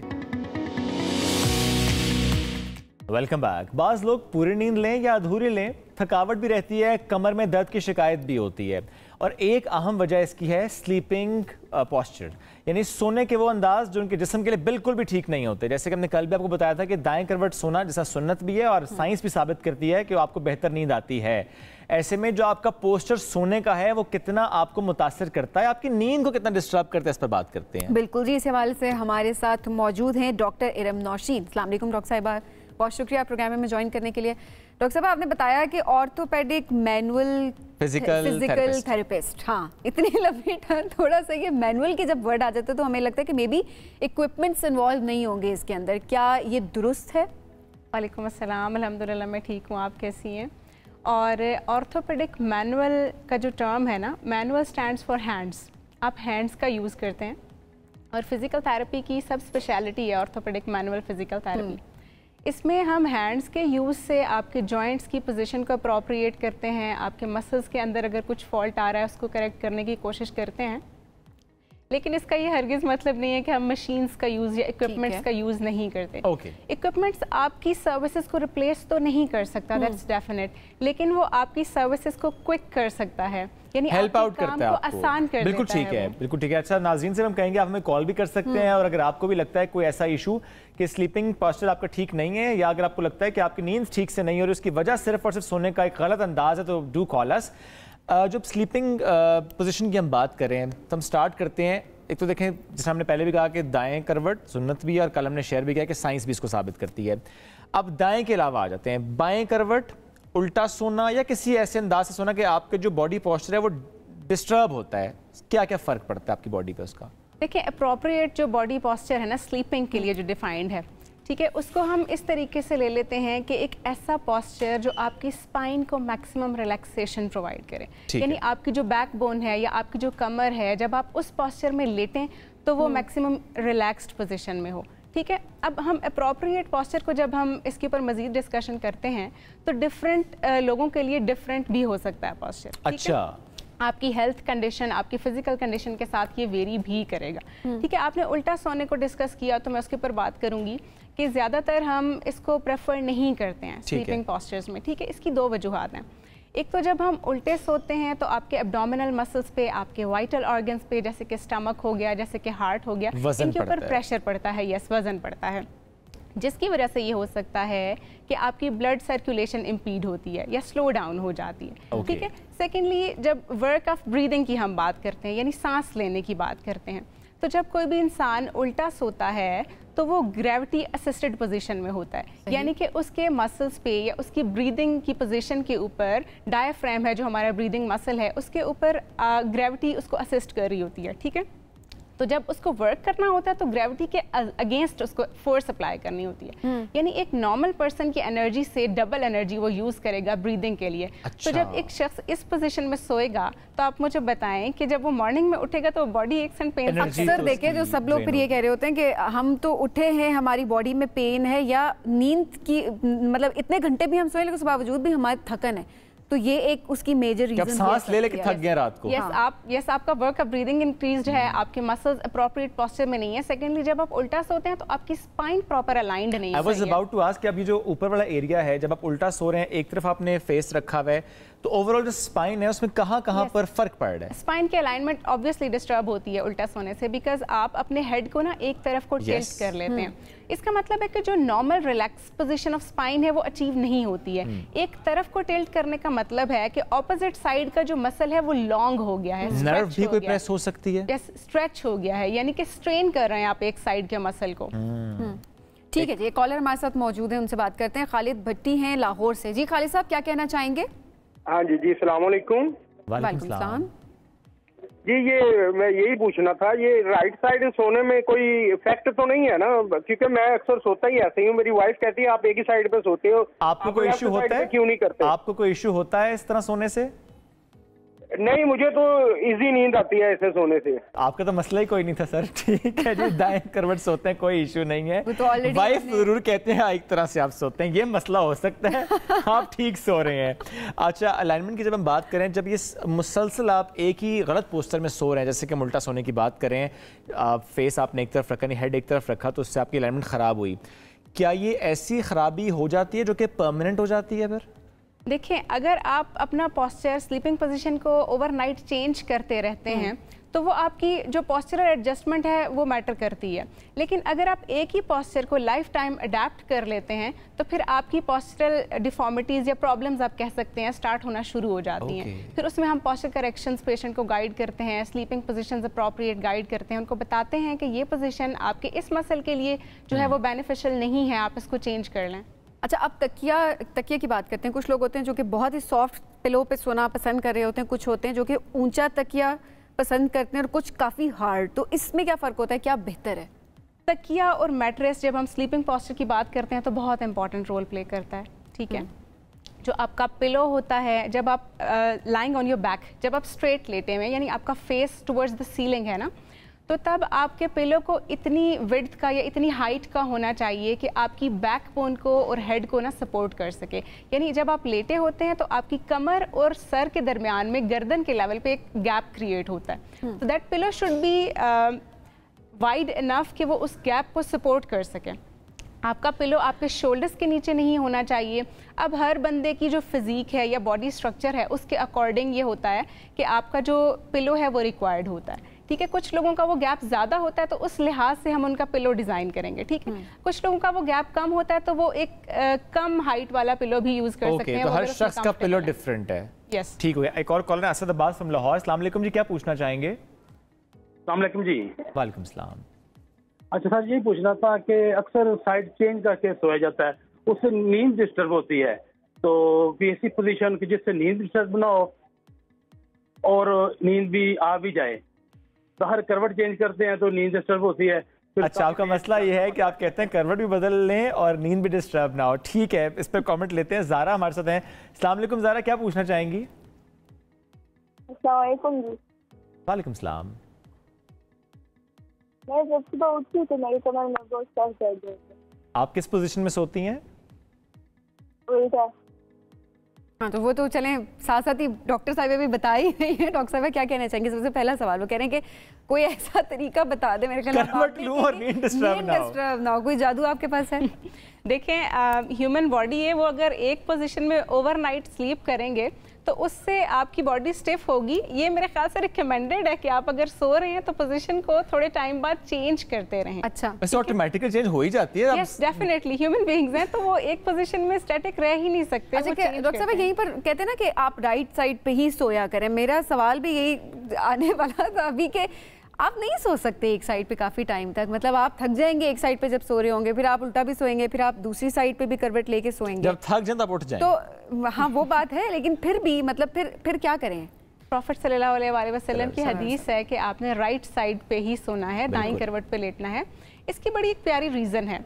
जब आप राइट साइड पे लेटते हैं तो आपका हार्ट और आपका स्टमक जो होता है ना, उसके ऊपर वजन कम पड़ रहा होता है, ठीक है। और एविडेंस ये कहता है कि आप लेफ्ट साइड पे जब लेटते हैं तो भी आपकी ब्लड सर्कुलेशन इंप्रूव होती है। इवन प्रेग्नेंट वुमेन में हम ये प्रेस्क्राइब करते हैं कि वो लेफ्ट साइड लाइंग करें। इसकी वजह ये कि जब एक पेशेंट राइट साइड पे लेटता है ना, तो ऑटोमेटिकली वो लेफ्ट साइड पे थोड़ी देर बाद शिफ्ट कर लेता है। बिल्कुल, ठीक है।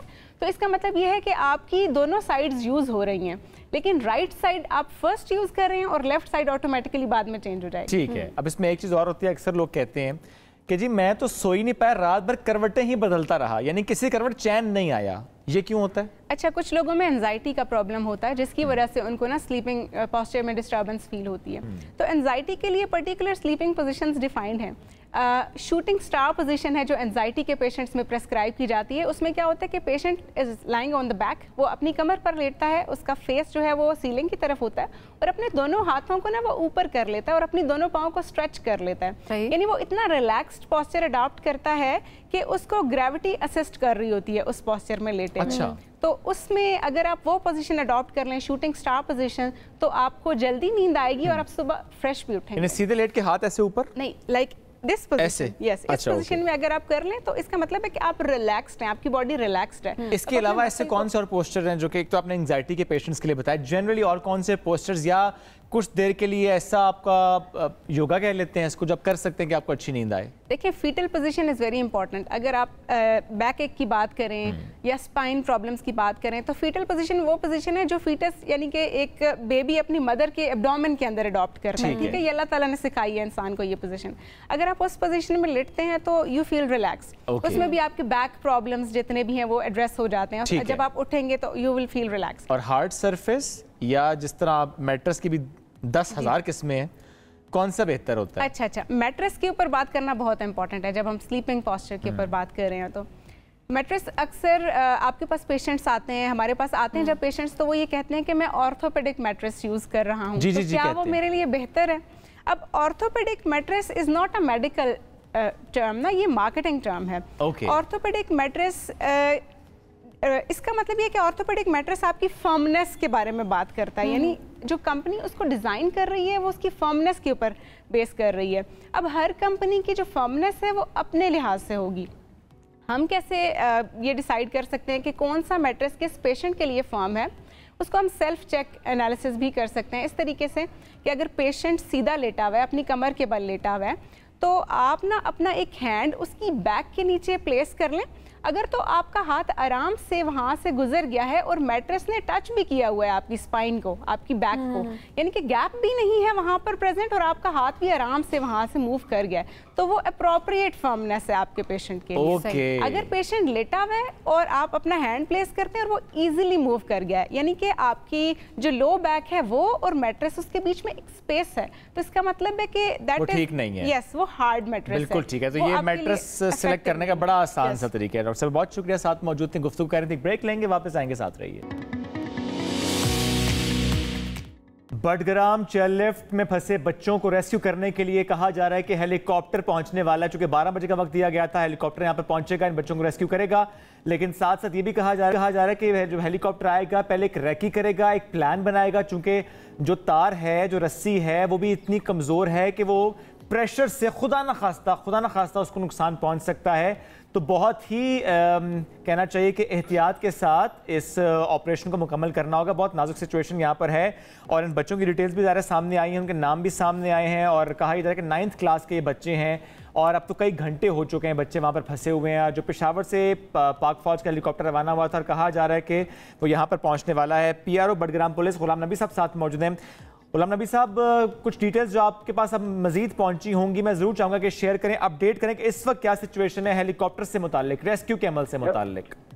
सर हेली तो अभी वहाँ पे पहुंच गया है, तो अभी हाँ जी सर अभी पहुंचा है, तो लेकिन अभी अगली सिचुएशन ये कंफर्म नहीं हो रहा है कि वो डायरेक्टली रेस्क्यू करेंगे या कोई क्या प्लान है, इसके मुतालिक अभी कुछ पता नहीं है। अच्छा, और इस वक्त वहां पर जो सिचुएशन है उसे कैसे बेहतर किया जा रहा है? क्योंकि जाहिर है पैनिक होगा वहां पर, जो वहां पर उनके फैमिली मेंबर्स मौजूद हैं, जरा वो भी रस्सी की अगर बात की जाए कि कहा जा रहा है कि रस्सी भी काफी कमजोर है, तो इस हवाले से किस हद तक रेस्क्यू ऑपरेशन को किस तरह से प्लान किया जाएगा?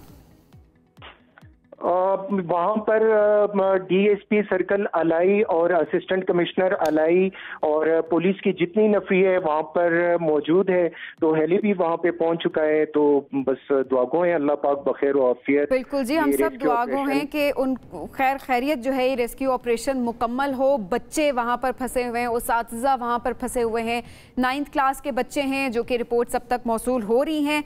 पूरी कौम दुआगो है।